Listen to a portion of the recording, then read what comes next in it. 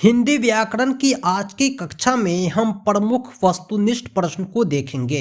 आज की इस वीडियो में हम कुल 30 प्रश्न को सॉल्व करेंगे। ये सब के सब वस्तुनिष्ठ हैं। हिंदी व्याकरण के अलग अलग टॉपिक से सिलेक्टेड क्वेश्चन का कलेक्शन आज के इस वीडियो में आप देखेंगे। दोस्तों, अगर आप आगामी सक्षमता परीक्षा में सम्मिलित होने वाले हैं तो सक्षमता एग्जाम का ओल्ड क्वेश्चन पेपर कलेक्शन आपके लिए काफी इम्पोर्टेंट है। सक्षमता परीक्षा के पहले और दूसरे चरण के प्रश्न पत्र और उत्तर कुंजी की सहायता से आप तीसरे चरण के सक्षमता परीक्षा की बेहतर तैयारी कर सकते हैं। सक्षमता एग्जाम के ओल्ड क्वेश्चन पेपर सॉल्यूशन को प्राप्त करने के लिए आप हमारे एंड्रॉइड ऐप टीचर रहमत को प्ले स्टोर से डाउनलोड कर सकते हैं। इस कोर्स का लिंक आपको इस वीडियो के डिस्क्रिप्शन में भी मिल जाएगा।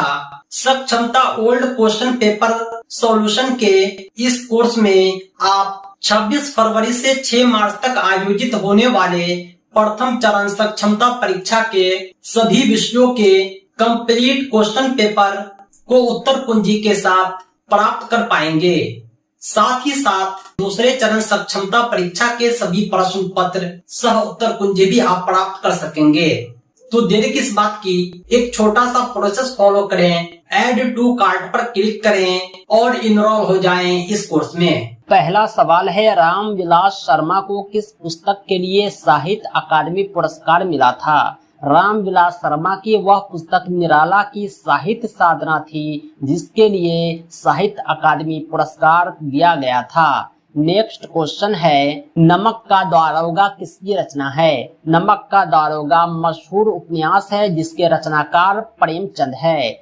नेक्स्ट क्वेश्चन है, तीसरा नंबर, गीत गोविंद के रचयिता कौन है? गीत गोविंद के रचयिता जयदेव हैं। गीत गोविंद के रचयिता जयदेव हैं। नेक्स्ट क्वेश्चन है, चौथा नंबर, अंधा युग के रचनाकार कौन है? अंधा युग के रचनाकार धर्मवीर भारती हैं। यह भी एक मशहूर रचना है, इसे भी आप याद जरूर रखेंगे। नेक्स्ट क्वेश्चन है, पांचवा नंबर, नदी के किनारे भी नदी है, यह किसकी कृति है? नदी के किनारे भी नदी है, यह अशोक वाजपेयी जी की रचना है। नेक्स्ट क्वेश्चन है, छठा नंबर, गोदान के लेखक कौन हैं? गोदान बहुत ही मशहूर उपन्यास है, यह प्रेमचंद की रचना है। गोदान, गबन, ये सब मशहूर रचना प्रेमचंद की है। नेक्स्ट क्वेश्चन है, सातवां नंबर, पद्मावत के रचनाकार कौन है? पद्मावत के रचनाकार हैं जायसी। पद्मावत के रचनाकार जायसी हैं। नेक्स्ट क्वेश्चन है, आठवां नंबर, विनय पत्रिका किसकी प्रसिद्ध कृति है? विनय पत्रिका किसकी प्रसिद्ध कृति है? विनय पत्रिका के रचनाकार तुलसीदास हैं। विनय पत्रिका तुलसीदास की प्रसिद्ध कृति है। नेक्स्ट क्वेश्चन है, नौवां नंबर, किस मध्यकालीन संत ने बीजक की रचना की? बीजक के रचनाकार कबीर हैं। कबीर एक साधु संत थे, उन्होंने दोहा बहुत ज्यादा लिखे हैं। इस कबीर ने ही बीजक की रचना की थी। नेक्स्ट क्वेश्चन है, 10वां नंबर, बिहारी किस राजा के दरबारी कवि थे? बिहारी किस राजा के दरबारी कवि थे? सही जवाब हो जाएगा ऑप्शन 4, जयसिंह। नेक्स्ट क्वेश्चन है, 11वां नंबर, रहीम कवि किस बादशाह के दरबारी कवि थे? रहीम कवि अकबर बादशाह के दरबारी कवि थे। सही जवाब हो जाएगा ऑप्शन बी। नेक्स्ट क्वेश्चन है, हिंदी दिवस कब मनाया जाता है? हिंदी दिवस 14 सितंबर को मनाया जाता है। हिंदी दिवस 14 सितंबर को मनाया जाता है।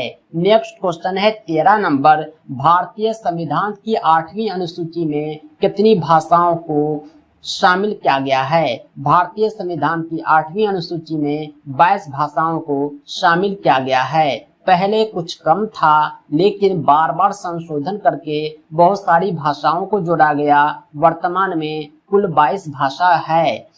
इसे आप जरूर याद रखेंगे, इम्पोर्टेंट क्वेश्चन है। नेक्स्ट क्वेश्चन है, 14 नंबर, भाषाई आधार पर सर्वप्रथम किस राज्य का गठन होता है? भाषाई आधार पर सर्वप्रथम आंध्र प्रदेश का गठन होता है, ये 1956 में होता है।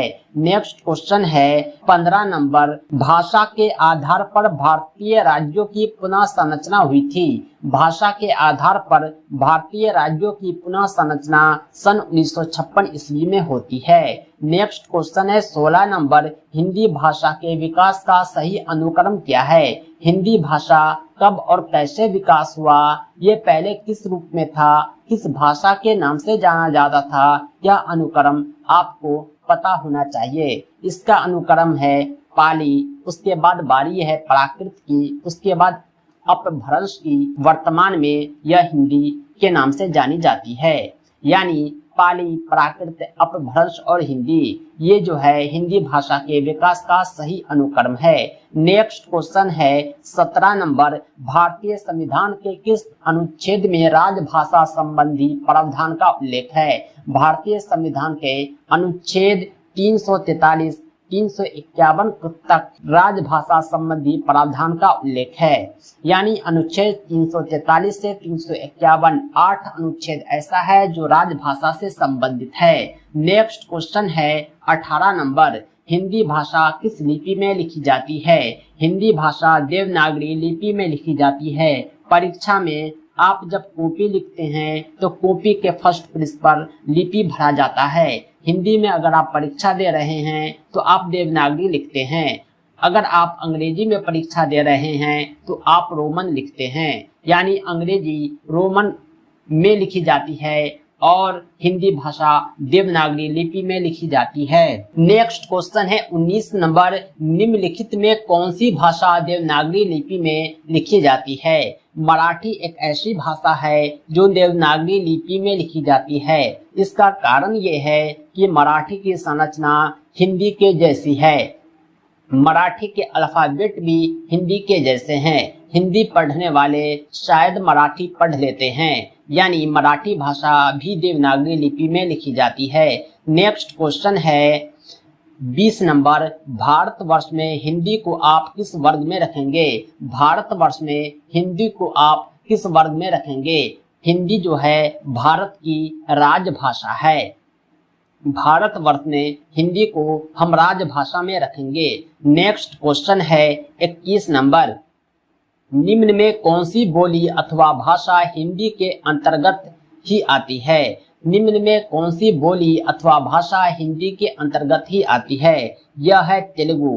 तेलुगु भाषा या बोली जो है हिंदी के अंतर्गत आती है, क्योंकि तेलुगु की भाषा हिंदी जैसी मिलती जुलती है। नेक्स्ट क्वेश्चन है 22 नंबर, भारत में सबसे अधिक कौन सी भाषा बोली जाती है? भारत में सबसे अधिक हिंदी बोली जाती है। सबसे अधिक हिंदी भाषी लोग भारत में निवास करते हैं। नेक्स्ट क्वेश्चन है 23, हिंदी भाषा किस परिवार की भाषा है? भाषा का अपना एक परिवार होता है। हिंदी भाषा जो है भारूपीय परिवार की भाषा है। नेक्स्ट क्वेश्चन है 24 नंबर, सिख धर्म का प्रवर्तन किसने किया? सिख धर्म का प्रवर्तन करने वाले थे श्री गुरु नानक। सिख धर्म का प्रवर्तन गुरु नानक ने किया। नेक्स्ट क्वेश्चन है 25 नंबर, हरिरास। हरिरास किसकी रचना है? हरिरास गुरु नानक जी की रचना है। हरिरास के रचनाकार गुरु नानक हैं। नेक्स्ट क्वेश्चन है 26 नंबर, राम नाम बीनू बिरथे जगी जन्मा। ये जो कविता है इसके लेखक कौन है? इसके लेखक गुरु नानक हैं। नेक्स्ट क्वेश्चन है हिंद स्वराज के रचनाकार कौन है? ये काफी मशहूर रचना है, यह महात्मा गांधी की रचना है। हिंद स्वराज के रचनाकार महात्मा गांधी हैं। नेक्स्ट क्वेश्चन है शेक्सपियर को किस रूप में जाना जाता है? शेक्सपियर जो थे कवि थे। शेक्सपियर नाटककार भी थे। यानी शेक्सपियर नाटककार और कवि दोनों रूप में जाने जाते हैं। नेक्स्ट क्वेश्चन है 29 नंबर, नौकर की कमीज किस विद्या की रचना है? नौकर की कमीज जो है निबंध है, उपन्यास है, कहानी है, नाटक है। नौकर की कमीज वास्तविकता में उपन्यास है, यानी सही जवाब हो जाएगा ऑप्शन बी। लास्ट क्वेश्चन है 30 नंबर। नेपाली भाषा किस लिपि में लिखी जाती है? नेपाली भाषा देवनागरी लिपि में लिखी जाती है। नेपाली भाषा की लिपि देवनागरी है। दोस्तों, वीडियो को अंत तक देखने के लिए आपका बहुत बहुत धन्यवाद। इसी तरह की इंफॉर्मेटिव वीडियोज के लिए, ज्ञानवर्धक जानकारी के लिए हमारे YouTube चैनल टीचर रहमत को जरूर सब्सक्राइब करें। साथ ही साथ इस वीडियो को लाइक और शेयर करें। यह वीडियो आपको कैसा लगा कमेंट करके जरूर बतलाएं।